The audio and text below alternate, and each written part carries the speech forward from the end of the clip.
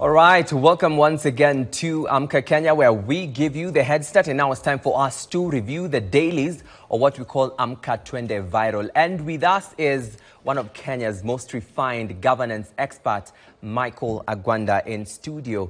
Welcome, sir. Thank you very much. Good morning to you. Very nice to meet you again, Remy. Nice to see you here today, this morning. Yeah, I hope your morning is turning out nicely. Sure, it is. All right. So straight into it, let's take a look at the dailies, Mr. Michael, what is making headlines. We'll start with the People Daily this morning. Remember, the People Daily, we said this is news that moves with you. Now, you want to move with us, remember, you can get a copy of the People Daily on Play Store. You can download the app and move with us, or also it is available online, the e-copy. The biggest story this morning on the People Daily reads and says, Matiangi says, prepare for a 202 moment. Quote him directly, he says, there is no path for a return of the Ruto presidency. We can't see any way he can win. We are looking at a peaceful transfer of power. Mr. Michael, this morning, the former Interior Cabinet Secretary says there is no path for a return of the Ruto presidency. From where you sit, what do you make of his sentiments? Thank you for giving me the opportunity to be here again. It's always a pleasure to interact with our viewers, K24 viewers. I've been here for quite a while. It's been a pleasure. 202 was a moment when Kenya saw a huge transition from, a government that had been there for 24 years. And it was a government that was going on. President Moi had said, enough is enough, I am going home. And he put Uhuru Kenyatta in the ballot. And when he put Uhuru Kenyatta in the ballot, a number of people did not, that was 2012. 202 was the time when we were now having a serious multi-party coming into the country. Mm-hmm. But mostly it was also a moment when we were seeing a transition from sort of the Moi government and coming into the new multi-party system where people, a lot of old politicians went home. And when they went home, we had a new crop of politicians come in. When I hear Matiangi saying that this will be a replica of what is happening here, then we are seeing a situation where in most cases, we had what we call, the horse race, the horses and the donkeys in the race. Mm-hmm. But perhaps what he means here, and I will not speak, I don't know what he was referring on this specifically, but I'm seeing a situation where the opposition, where Matiangi is, are saying that this is not going to be a day where you will be alone as a horse, Bwana, that we are going to give you a formidable candidate that will probably have you, hound you out of the office, you and your entire brigade of elected leaders. That is what I'm hearing them saying. It could be a wind, just like what happened in UDA in 2022, when people that were Jubilee, of course, that's a party of the president, you could see that the number of Jubilee candidates dwindled in Central Province very, very quickly. Mm-hmm. And then you could see that UDA candidates somehow just came up, and that's how they found themselves in the Senate, in the National Assembly, and that's how they found. So this could also be a moment where they're saying, look, we are going to get you out, not just you, but we are also going to get you out with your elected leaders. And that's what happened in 2022, where a number of elected leaders at that particular time were hounded out of the office. And I remember very well that in 2002, ODM became, I think, the majority in parliament. So I'm seeing that kind of rhetoric coming up, and I'm seeing them saying that we will have a candidate that will not only kick you out as the president, but will kick you with your entire entourage. Now, the only way that can happen is when they put in their candidate that will be acceptable with the Gen Z, and I say this all the time, with the Gen Z as well as the older electorate. If they put up a candidate that is not acceptable by the Gen Z, we might have a challenge on that. And I think they're thinking about that. It's interesting that you say that because he was saying that he's getting threatening messages that he has to run for presidency. And also, there's a issue here where former CJ Maraga is also from the same area that he comes from, right? So what do you think of those statements and the whole aspect of positioning when it comes to former CJ Maraga and also, you know, himself? My problem with that statement, that he's receiving a lot of text messages that he has to run, yes, is this, that their opposition, and that is Honorable Gachagua, Martha Karua, Justin Muturi, and a number of those people that have come together are saying that we are going to give you a candidate. They're not saying that Matiangi must run. They're saying we will give you a candidate. But I am seeing a problem where Matiangi may want to bold out and say, I am going to run for president anyway, even if you have your own candidate. Now, if that happens, you give Honorable Ruto another chance. That I can tell you for free. Now, because then you'll be having too many fox on the flock. Basically, you'll be having a number of people that will be splitting the votes from people saying that we want to vote a candidate. Now, remember what happened with Dr. Ekuru Okot when there was a rerun in I think it was in 2017, I believe. And then Dr. Ekuru Okot, by constitution, when Honorable Raila Amolo Odinga pulled her out of the race, Dr. Ekuru Okot came back and Uhuru Kenyatta came back. And what happened was very, very easy. They wanted to fulfill a political, a constitutional threshold that at least somebody was running. And you can remember that there was a lot of hue and cry about Ekuru Okot running, and there were allegations of, oh, he was paid for it and stuff like that.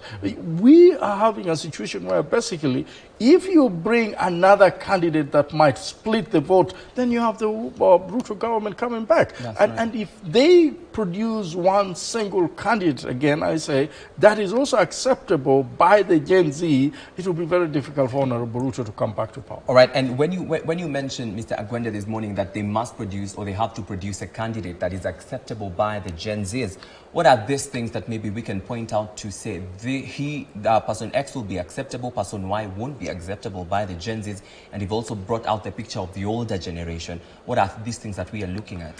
I am seeing Honorable Gachagua coming out very clearly and saying, I don't want to run for president. I think he mentioned it in the US that I am not running for president. And he knows by constitution he was kicked out of out of his office by impeachment, and that has some legal ramification. It has about 10 years of being out there.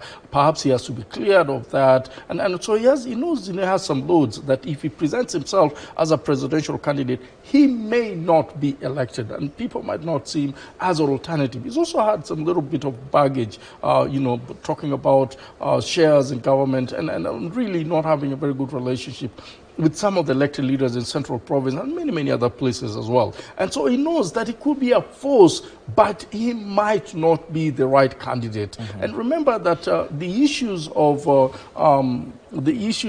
finance bill in 2024, he was in government, literally. And as a result of that, he also supported government agenda, when they got into power in 2022, to a place that he really did not have a very, soft spot for the young people. Because if you look at the people they employed, it was part of that government. You might say, I was just a deputy president, but they really never had an agenda for the youth that they can say that he stood for. And therefore, when you look at him and when Gen Z looks at him, they don't see him as... So within the united opposition then, who would be a leader that would speak the language or, the Gen Z believe that they will sort out these issues that they've been bringing to the table?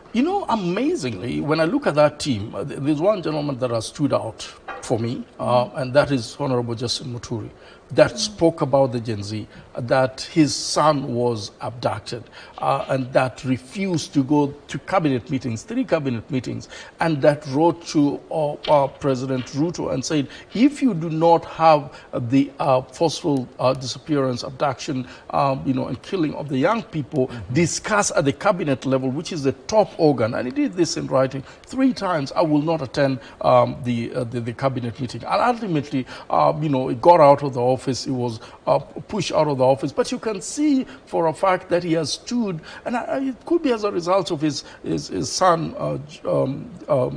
Justin, being also, abducted. But at least he spoke, for the Gen Z in that team. As to whether they will put him to run for president, I don't know, or in a strategic places, I don't know. But I think what Gen Z is looking for, as you ask Theo, is they're looking for somebody who is going to support their agenda. They're looking for somebody who will speak for them and can stand on their behalf. They're looking also for a relatively younger person that can be acceptable to them. They're also looking at somebody that has not been tainted with a lot of corruption. Because Gen Z are very, very clear. If things were put into order and all the finances were used jurisprudently, then why we'll not have a lot of issues. We'll have jobs. If they're looking at somebody that might come up with an economic agenda that will create jobs for them. They're looking at somebody that will also speak on behalf of matters that are bedeviling education system and health system. Okay. And I think that is the type of person they're looking for.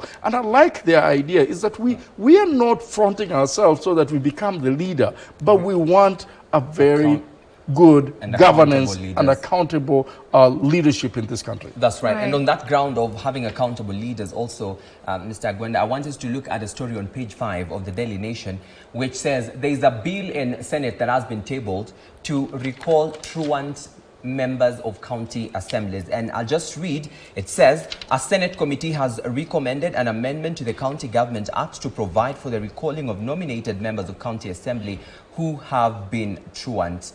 Is this the direction that we should take going henceforth, even as we prepare for the 2027 elections, where a leader is truant, we have to recall them?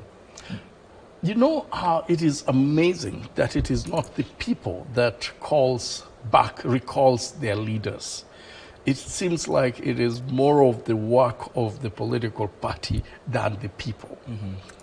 In most cases, we've seen some of these leaders that are nominated, and the Constitution provides the leaders that are elected the procedure under which they can be recalled.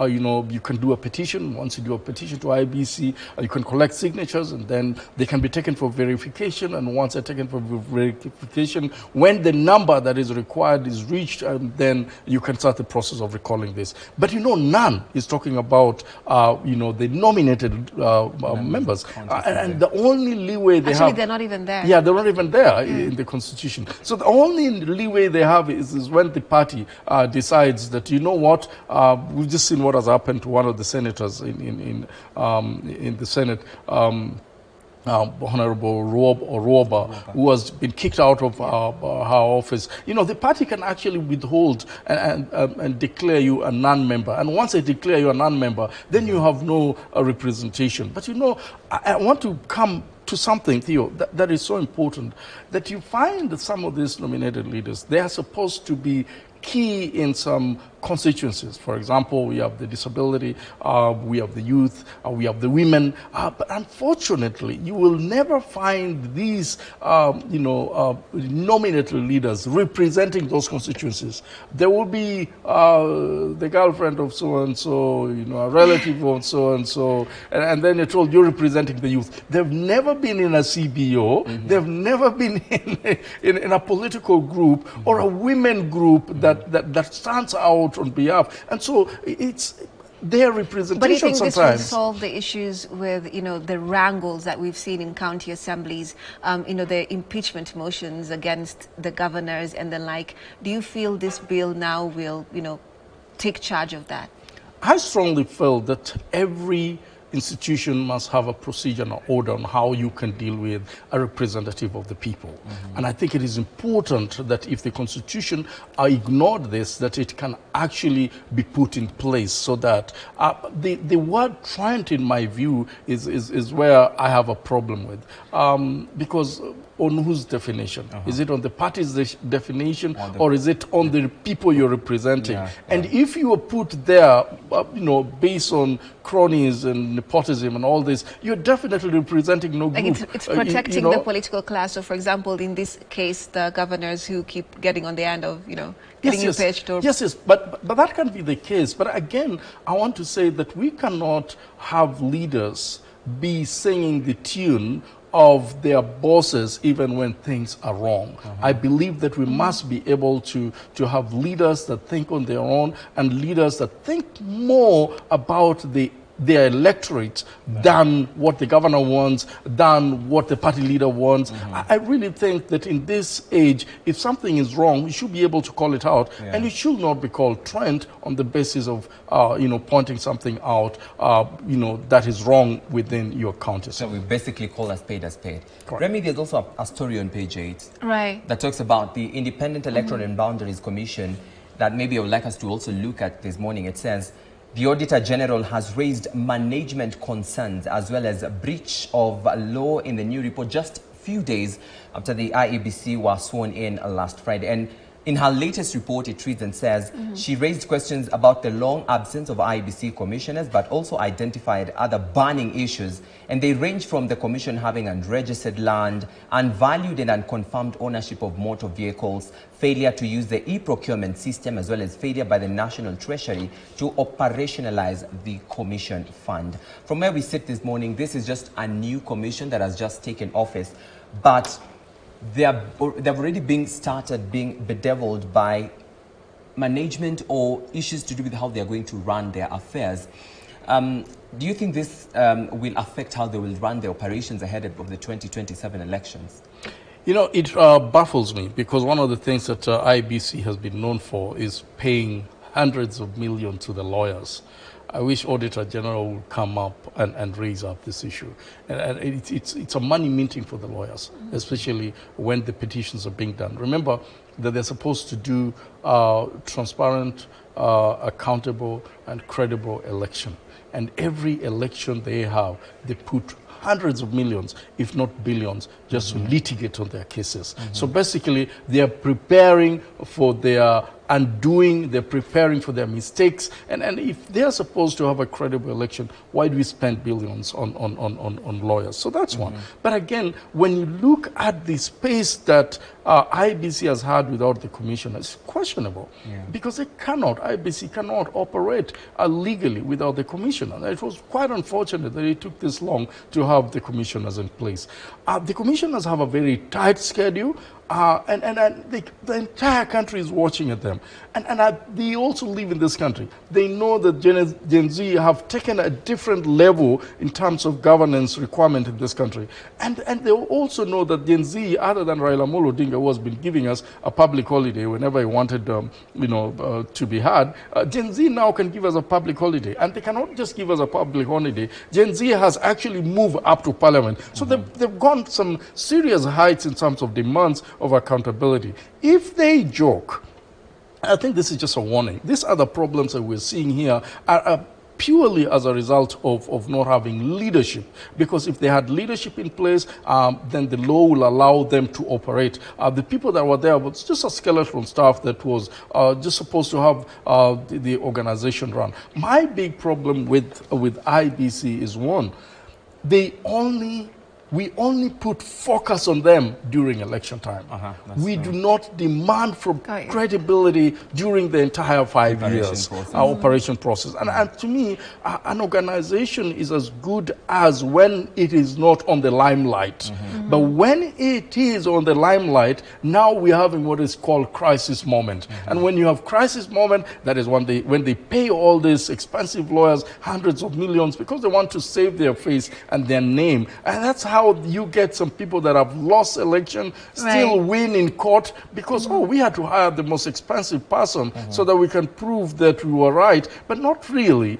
This person might have, it's just because of the money, and money in Kenya can buy a lot of things, including even those things that are going on. Okay, so, Michael, before I even tackle my stories on my side, I want to hear from you. Some few days ago we had the sentiment from Wajir Women Rep, that is Madam Fatma. I want to hear from you in 30 seconds. How do you take those words from Wajir Women Rep in regards to 2027 election? It is very, very unfortunate that it's not just Madam Fatma, but it's also our Wajir Women Rep saying that, we will steal the votes. We've also seen the Baringo MP, Baringo North MP, Honorable Joseph, coming up and saying that, look, that Ruto must come back. Let it be known that when a leader comes from our region, we cannot say that he must go. But not just that, Kapsaret MP have also said the same thing, that, we can steal these votes. So, and we have Tiati Member of Parliament also coming in and saying those, are almost the same words.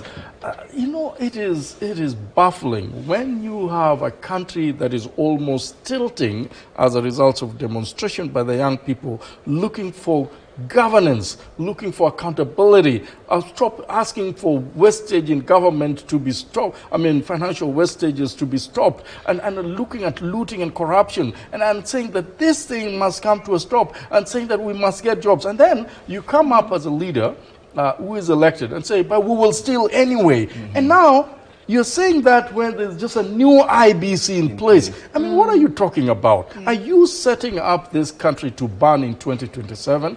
You cannot. These leaders must be called out for this. Is there something else they know that we don't know? Maybe they are the IBC. Perhaps we don't know what is happening in IBC. Because then, if you want to steal, the best way to steal is to steal with the IBC. And are they trying to tell us that that they will use IBCs to steal? IBC is the one that will be conducting the election. And so this in itself starts really taking the credibility that IBC has. I'm glad that IBC came out and said very clearly that these are reckless statements and that they will conduct free and fair election. Yes. And so that gives a little bit of hope in it. But we cannot allow these leaders to keep on going into podiums and just dampen the spirit of the people that want to vote. And let me tell you, if you want to threaten the electorate, you have a wrong group this time round. You have the Gen Z that are not going to be threatened by you standing in the podium and saying we'll steal the votes. They've said they will watch on the vote. They're saying we will take photos. They're saying we'll be there to count. And let me tell you, the way they've been coming out, Theo, let me make it simple. Let's say, I don't know where your polling station is. There will only be 2 police officers there.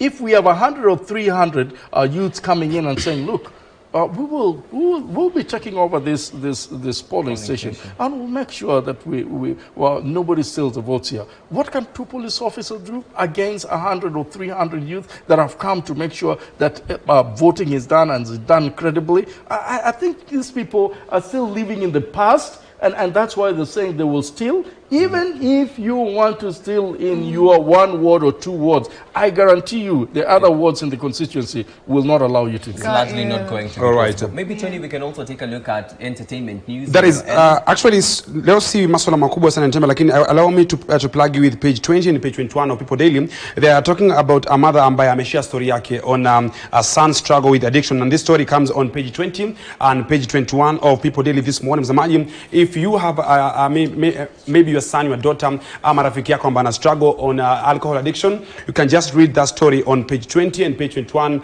of People Daily. Highlight there, there is a son's struggle with addiction, a mother's story. And this is in a relate na story ya leo that later on from 9 a.m. we shall be talking about the story of Nakada. Now Nakada proposes raising drinking age from 18 to 21, banning online alcohol sales, celebrity endorsement, and sales near school and churches. Imagine that story from page 20 and page 21. We shall be tackling it more from 9 a.m. to 10 a.m. this morning on Trend Talk. There is a story that we shall be talking later. So make sure you watch the Trend Talks from 9 to 10. We shall be talking about the story on a son's struggle with addiction, a mother's story. All right, Mzamaji, allow us now, we take our first commercial break, then shall be back with more conversation on the other side of Poly Talk with Theo.